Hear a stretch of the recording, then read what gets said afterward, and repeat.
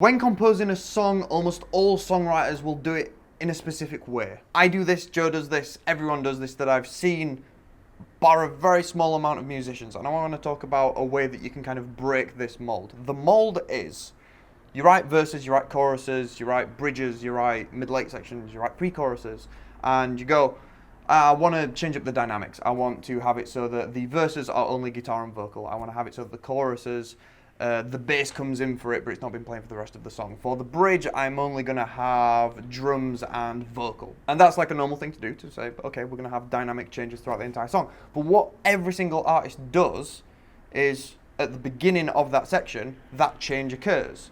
And then maybe halfway through, another change occurs. It's very lateral in the way that it's executed, and this is kind of a normal thing. It's not something that's necessarily bad. I want to showcase a song today that does the exact opposite of that. The song is Are You Mine by Arctic Monkeys, and pretty much every time it has a dynamic change, it doesn't fall on a line that would be between the verse and the chorus, or between the hook bit and the next verse. None of the dynamic changes line up perfectly.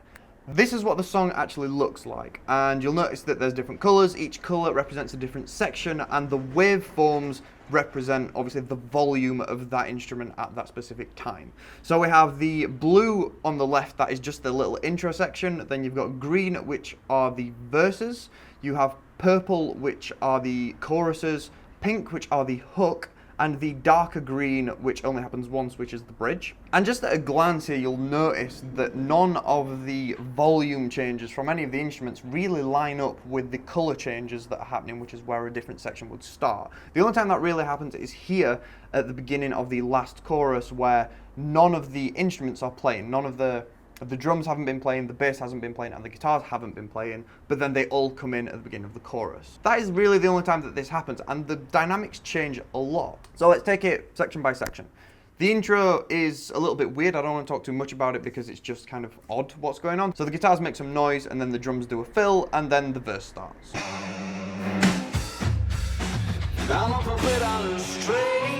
If you wanted to replicate something like this, it's not too hard to do. Nothing that's happening here is overly new, it's just kind of an interesting sound that they're going with, and then a drum fill into the song. As we come towards the end of the first verse, the first example of what I'm talking about happens, and it is the most basic way of doing what I am talking about. So the chorus starts on the line where the colour changes, and you'll notice that the drums get loud a bar before it, and the bass comes in a bar before it. This is essentially just a fill. You'll have heard of fills, you've heard about drum fills. This is kind of the basics of what I'm talking about today. So a drum fill generally will be, it's a change in what's being played that happens before a new section starts. We are programmed to know this kind of thing happens, and we expect when a fill happens for the thing after it to be something slightly different. That doesn't always happen, but that is kind of the main device used to transition from section to section, and it normally only happens on drums, and here it does happen on drums, but bass comes in with the fill as well.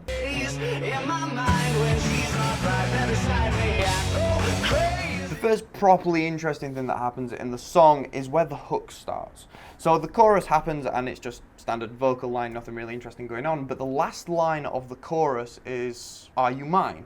It's the hook of the song, it's the title of the song, and they want to repeat it. So they have the chorus with the line Are You Mine at the end. Then they do a section where they repeat that line. So normally this would be, you'll repeat the thing 4 times because that's just the standard division that you'd use, and that'd just be it. You'd just sing the line 4 times and then move on to the next section. They don't do that. Because they've already sang the line once at the end of the chorus, they only do that line 3 times, which means they are doing the line 4 times, but once in the chorus and 3 times in the section where they're actually repeating the hook. To visualize it, this is actually what it looks like. It kind of looks like the vocal line has been picked up from the section that it should have been in and moved back. What this means is that this section with the hook in has a weird bit at the end where it kind of feels like the vocal should be repeating but doesn't repeat, and now it's just one go round of the riff, and then we're going to a verse. So it kind of feels like that there is now 3 sections there, because there's the chorus, and then there's the hook bit where it's repeated, and then there's just this one bar of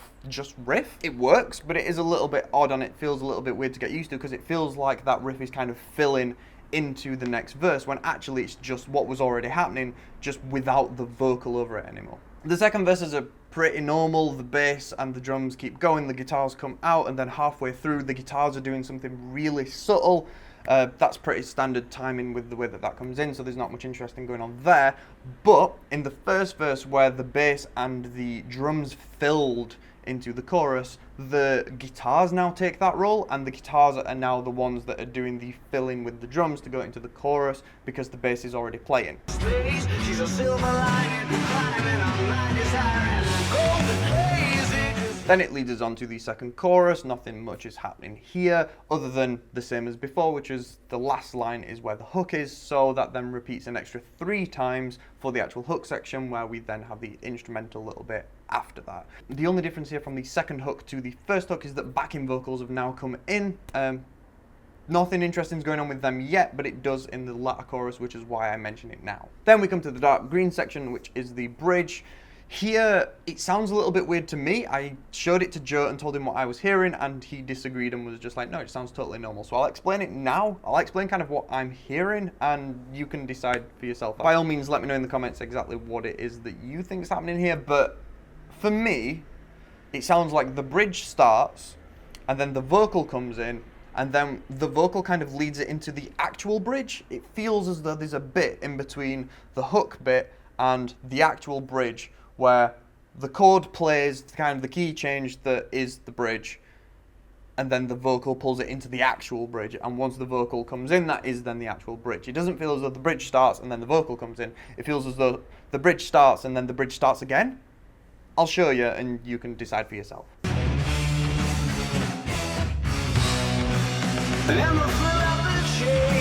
Then we come to what might be the weirdest part of the song, even though what they're actually doing is quite segmentable and quite standard. So what's happening here is they're essentially doing a verse, except they've split it into 2 halves, and the first half is completely instrumental, and it's split into more than just that half where they're doing weird little riffs on the guitars. And then the second half of it is just an a cappella verse, except it's an a cappella second half of a verse because it is only the second half of a verse.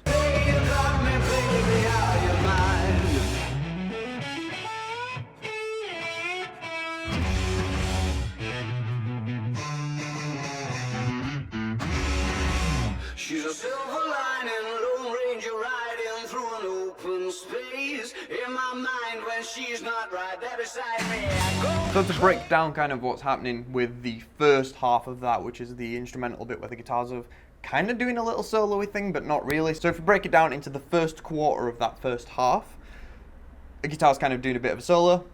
The second quarter of that second half is another guitar just going, and then the third section of that is just the riff being played, but across the 3 different instruments, which is left guitar, right guitar, bass in the center, just doing each bit individually, and then it fills into the actual part of the verse, which is just then the vocal on its own. From here into the last chorus, nothing really interesting is happening. The only thing is that the drum does a fill again, except it's not really a fill, it's just a snare hit, and then everything comes in. It comes in pretty much on the beat, so this is the only time really in the track that we are sticking to an actual standard dynamic change. Then we just have the last chorus and the last hook section. Nothing here changes too much. The only thing that does change is when I mentioned it earlier that in the hook section, backing vocals had come in.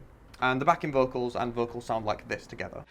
Well, are you mine? You mine tomorrow? Are you mine? Just mine tonight? So, as we've mentioned, the hook is once at the end of the chorus and then 3 times in the hook, which makes 4 in total.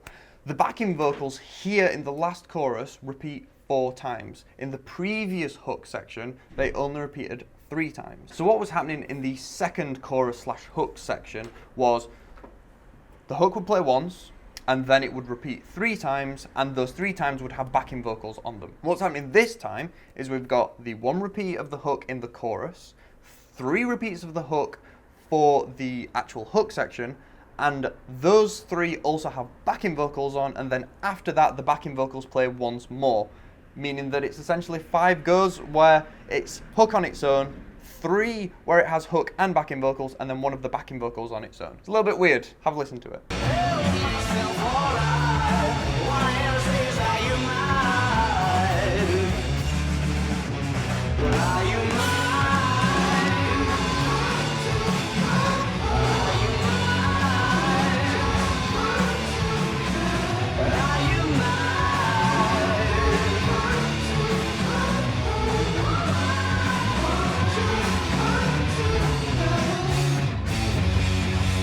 Now, I didn't want to just make this video to go, oh, look how good Arctic Monkeys' songwriting skills are. If you've heard their new album, then you know that.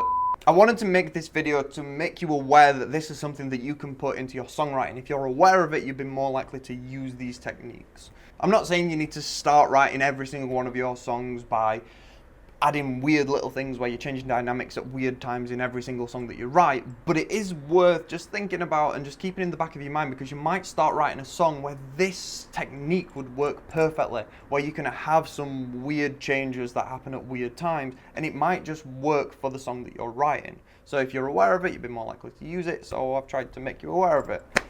Cool. Thank you for watching this video. I hope it was helpful. If you want to see more videos from this series, currently there's only 2, hopefully there'll be more in the future, then click over there. And if you want to see our best of playlist, click over there. Thank you very much for watching, and sorry for not uploading for 2 weeks, but we're back now, we're back, it's fine. We'll see you next week.